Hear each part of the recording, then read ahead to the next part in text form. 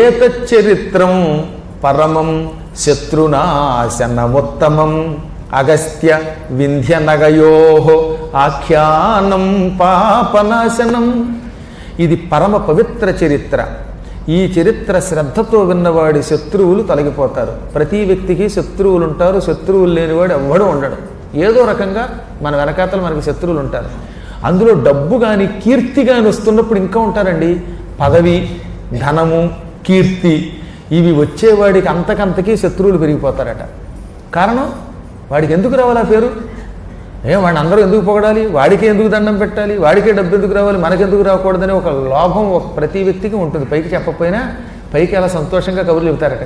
ఆ మహానుభావుడికి పేరు వచ్చిందని పక్కెళ్ళాక నాకు మొత్తం 2 ముక్కలు రావా, నాకెందుకు జనం రారు, నాకెందుకు ఈ స్థానం అవ్వడం లేదు అని కొంత లోపల పీకులాట ఉంటుంది.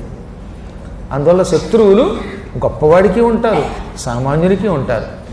ఈ లౌకిక శత్రువులే కాదు, మన శరీరంలో కొన్ని భయంకర శత్రువులు ఉన్నాయి.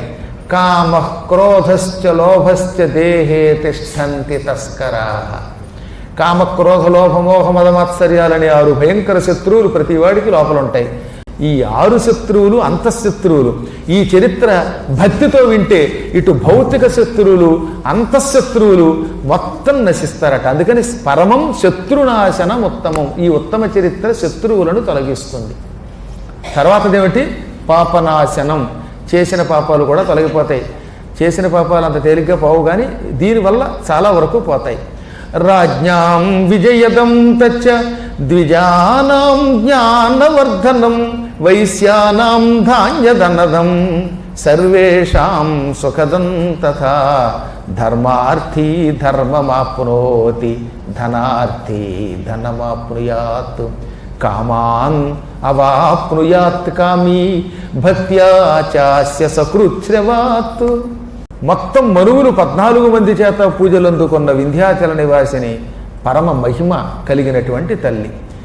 దీనివల్ల అది ఇది అనడానికి వీల్లేదు, కానీ మానవ జీవితంలో ఎప్పుడైనా దుఃఖం వచ్చినప్పుడల్లా ఇది వింటే ఎక్కువ సుఖం ఇస్తుందట, మానసిక శాంతి ఇస్తుందండి. అన్నిటికంటే మానసిక శాంతి గొప్పధనం. కాబట్టి సంతోషము, సౌమ్యత్వము, ఆనందము, బ్రహ్మానందము వింధ్యాచల నివాసిని యొక్క కథ విన్నవాడు పొంది తీరుతాడు అని 26వ శ్లోకంలో చెప్పారు.